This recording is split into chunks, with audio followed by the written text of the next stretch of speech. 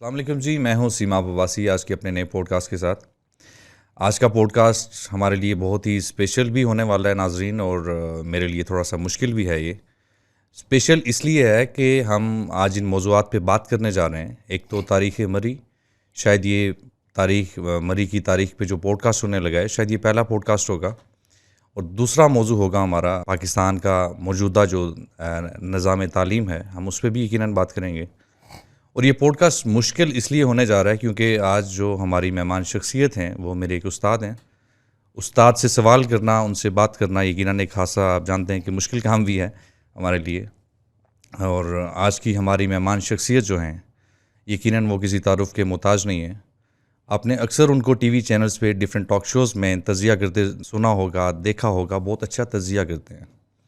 آپ نے ان کو اکثر ریڈیو چینلز پہ ان کی آواز سنی ہوگی، بہت اچھا بولتے ہیں وہ۔ آپ نے اکثر ان کے کالمز پڑھے ہوں گے، مختلف اخبارات میں بہت اچھا لکھتے ہیں وہ۔ تو آج ہمارے ساتھ موجود ہیں جی پروفیسر ڈاکٹر عابد عباسی صاحب۔ سر السلام علیکم جی۔ کیسے ہیں آپ؟ بہت شکریہ، تھینک یو ویری مچ، بہت شکریہ۔ تو سب سے پہلے جی تھینک یو ویری مچ، آج آپ نے ہمیں ٹائم دیا، آپ تشریف لائے۔ میرے خیال سے یہ زندگی میں ایک دفعہ پھر مجھے موقع ملا آج آپ کو سننے کا، آپ سے بہت کچھ سیکھنے کا، بلکہ ہمارے جو ویورز ہیں میں سمجھتا ہوں کہ ہم سب کی خوش نصیبی ہے۔ آپ کا بہت شکریہ جی، اور جتنے کائنڈ الفاظ آپ نے میرے لیے بولے، میرے لیے بڑی محبت آپ کی، بڑا احسان آپ کا، اور میں ہمیشہ اس کا ممنون ہوں۔ سر آپ ڈیزرو کرتے ہیں جی، اللہ آپ کو خوش رکھے۔ اور اچھا سر سٹارٹ کرتے ہیں، بلکہ سٹارٹ سے پہلے میں آپ کی اجازت سے پہلے اپنے سوال کی جرات کروں گا۔ آپ کے سامنے بیٹھ کے سوال کرنا، جیسے میں نے اپنے انٹرویو میں بھی بتایا، میرے لیے مشکل کام ہے۔ استاد کے سامنے بیٹھ کے بات یہ کرنا، آپ کا بڑا سوال پن ہے، کرنا۔ ویسے اب کوئی استاد نہیں ہے۔ جی جی، اللہ خوش رکھے سر آپ کو۔ اچھا سر سٹارٹ کریں گے آپ کے بچپن سے۔ بچپن کہاں گزرا، تعلیم کہاں سے حاصل کی؟ پروفیسر ڈاکٹر عابد عباسی صاحب کون ہیں سر؟ تھوڑا بتائیے اپنے بارے میں۔ یہ میرے لیے مشکل سوال ہے جی۔ میرا تعلق مری سے، جیسے آپ جانتے ہیں کہ میرا گاؤں بڑا ہوتا رہا، میں وہیں جو ہے پلا بڑا، بچپن کی تعلیم وہیں حاصل کی میں نے۔ ہمارے گاؤں سے 2 گاؤں چھوڑ کے آگے اسکول تھا، پھپڑیل گورنمنٹ ہائی اسکول پھپڑیل، وہاں سے میں نے مڈل کیا۔ تو پھر مجھے بھی اس دور کا، جو ہر دور کے کچھ تقاضے ہوتے ہیں نا، لوگوں کے دماغوں کو چیزیں متاثر کرتی ہیں، تو میرے ذہن میں یہ تھا کہ میں سائنس پڑھوں گا۔ تو وہ سائنس پڑھنے کی مجھے بڑی بھاری قیمت دینی پڑی، لیکن میں نے گورنمنٹ ہائی اسکول مری سے 2 سال پڑھ کے تو میٹرک کیا وہاں سے سائنس کے ساتھ۔ تو بس میری فارمل یہی تعلیم ہے۔ اس کے بعد میں نے قائد اعظم یونیورسٹی سے پی ایچ ڈی کیا۔ میٹرک سے لے کے میرا پی ایچ ڈی تک کوئی ڈگری ریگولر نہیں ہے، کوئی میں نے کسی کالج اسکول میں نہیں پڑھا۔ میں کالج پڑھانے گیا ہوں، پڑھنے کبھی نہیں گیا۔ مجھے نہیں پتا کالج میں لوگ کیسے پڑھاتے ہیں، ریگولر کوئی میں کبھی پڑھا نہیں ہوں۔ یونیورسٹی میں بھی میں پہلے پڑھانے گیا، تو میں وزٹنگ لیکچر تھا وہاں پہ، تو پھر میرا پی ایچ ڈی میں ایڈمیشن ہو گیا، تو میں نے وہاں سے پی ایچ ڈی کیا قائد اعظم یونیورسٹی سے۔ تاریخ میں میرا ڈاکٹریٹ ہے۔ اور بس یہ ہے کہ وہ ماؤ زیدونگ سے کسی نے پوچھا تھا، چیئرمین ماؤ جو چین کے انقلاب کے دائی تھے، کہ mister chairman where did you get your education? تو چیئرمین ماؤ نے کہا تھا کہ from the university of life my dear. تو انسان بہت سیکھتا رہتا ہے، ساری عمر انسان سیکھتا ہے۔ مجھے خوش نصیبی یہ تھی کہ میرے مشکل حالات تھے، جیسے ہمارے طبقے کے سارے لوگوں کے بچپن ہوتے ہیں یا مسائل ہوتے ہیں، میرے لیے بھی تھے۔ میں 8-9 کلومیٹر پیدل پہاڑ پہ چڑھ کے تو میں نے میٹرک کیا، روز آنا جانا، سودا سلف بھی، جوتے بھی ایک ہوتے تھے۔ لیکن مجھے خوش نصیبی یہ تھی کہ مجھے بہت اچھے دوست ملے۔ اب میں انہیں دوست نہیں کہہ سکتا، میں انہیں اساتذہ کہتا ہوں، لیکن وہ مجھے دوست کہتے تھے۔ میں علامہ مصطفی عباسی صاحب کا تذکرہ نہ کروں تو بڑی زیادتی ہے کہ مجھے بولنا انہوں نے سکھایا، مجھے انہوں نے یہ بتایا کہ تعلیم کیا ہوتی ہے، علم کیا ہوتا ہے، شعور کیا ہوتا ہے۔ تو قریباً 7 سال میرے ان کے ساتھ گزرے۔ وہ میرے کولیگ تھے، لیکن ظاہر ہے وہ بڑے آدمی تھے۔ پھر میرے دوست تھے حافظ سعید صاحب، تو 27-28 سال پر محیط ان کے ساتھ دوستی تھی۔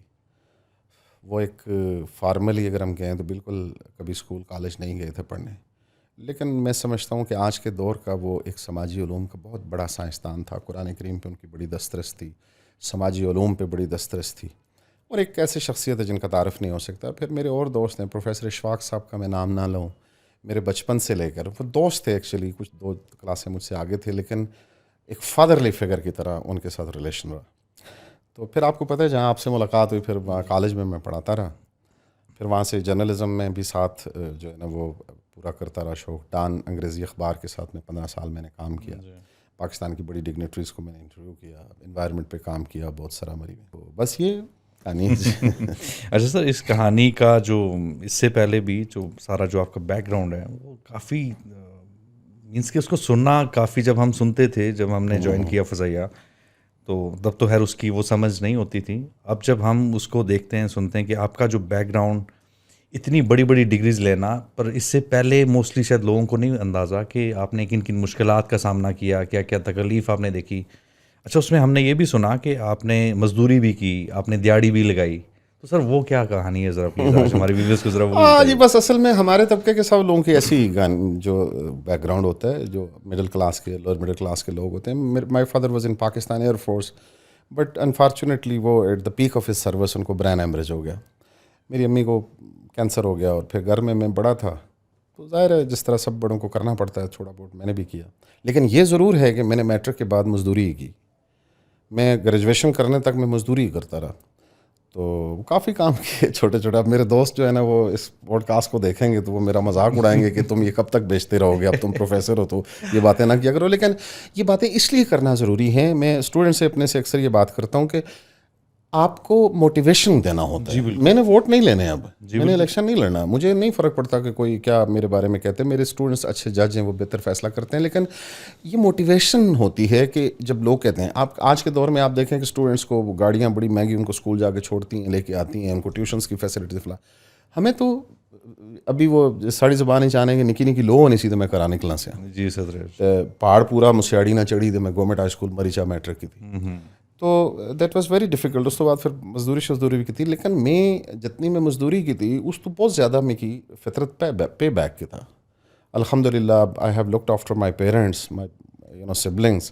اور پھر اس تو بعد کہ میں ڈاکٹریٹ کری گیا. میں قائد اعظم یونیورسٹی جس لئے پی ایچ ڈی کرنا سے ہاں, تو ایک دفعہ ایک دوست تھے, سینئر تھے ہمارے, تو میں اپنی زبان میں باتیں کر رہا تھا, کسی دوست کو میں بتا رہا تھا میرا یہ بیک گراؤنڈ ہے, میں ایسے پڑھا ہوں, میں اس طرح مزدوری کرتا ہوں. تو وہ کہتے ہیں کہ یار تمہارے ساتھ بات کرنی ہے.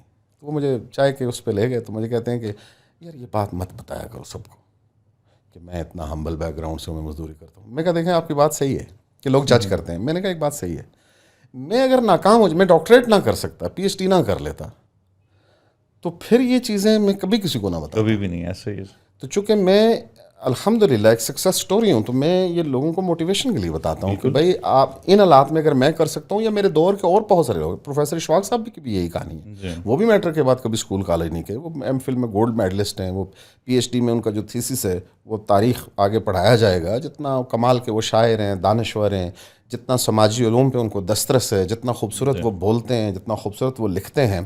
تو ہم سب لوگوں کا بیک گراؤنڈ ایسے ہی ہے. بہت سارے لوگ آپ دیکھیں جی بالکل کہ جن اس دور میں جو ہے نا جنہوں نے کیا وہ بڑے اسی طرح ہمبل بیک گراؤنڈ سے مشکلات سے نکل کے آتے ہیں. جی اچھا سر, یہ آپ سے ڈسکس کرنے کا مقصد جیسے آپ نے کہا, یقیناً ہمارا بھی مقصد یہی تھا کہ آج کے اسٹوڈنٹس کو, آج کے بچوں کو وہ موٹیویشن دینا کہ بڑی بڑی گاڑیاں, فیسلٹیز, ہر طرح کی ایسی چیزیں, پر اس کے باوجود وہ اچیو نہ کر پانا. تو آپ کا جیسے ہم نے سنا کہ جیسے آپ نے خود کہا کہ آپ نے مزدوری کی, اور وہ ایک ٹرک میں ہم نے سنا کہ آپ مزدوری کرتے ہوئے بھی بہت سے لوگوں نے آپ کو دیکھا. تو سر وہ نوجوان جو اس ٹائم کا عابد عباسی آنکھوں میں خواب لیے, تو کیا سر وہ آسان تھا, مشکل تھا, وہ کیا فیلنگس کیا تھی اس ٹائم پہ؟ یقیناً مشکل تھا جی, آسان تو نہیں ہوتا. مثلاً یہ میں اب اپنی بات کرتے ہوئے مجھے شرمندگی فیل ہوتی ہے. آئی فیل امبیرس کہ میں اپنی بات کو یوں اس طرح دہراؤں. میں نے کبھی کسی ٹی وی شو میں کبھی یہ ذکر نہیں کیا. لیکن وجہ یہ کہ میں آپ نے جو بات کی نا کہ فیلنگس کیا تھیں, میں سوچتا ہوں کہ میرا کریڈٹ صرف ایک ہی ہے. جو میں نے کام کیا وہ ایک ہی ہے جو اچھا کیا میں نے. باقی کوئی بھی ہوتا تو کر ہی لیتا. کہ میں مزدوری کرتے ہوئے بھی نا میں سائیکلوجیکلی کبھی پروفیشنل مزدور نہیں رہا. میں گاڑی چلاتے ہوئے بھی کبھی پروفیشنل ڈرائیور نہیں رہا. میرے اندر وہ رمق میں نے نہیں مرنے دی. حالانکہ آپ کو پتہ ہے کہ جس ماحول میں آپ ہوتے ہیں, جس ایٹماسفیئر میں آپ رہتے ہیں, اس کے اثرات آپ پہ پڑتے ہیں. تو میں آپ سے آف دا کیمرہ شیئر کر رہا تھا کہ جب میں نے گریجویشن کا داخلہ بھیجنے کا کیا, تو پنڈی میں حبیب بینک ہے, اس میں پرائیویٹ پنجاب یونیورسٹی کا داخلہ جاتا تھا.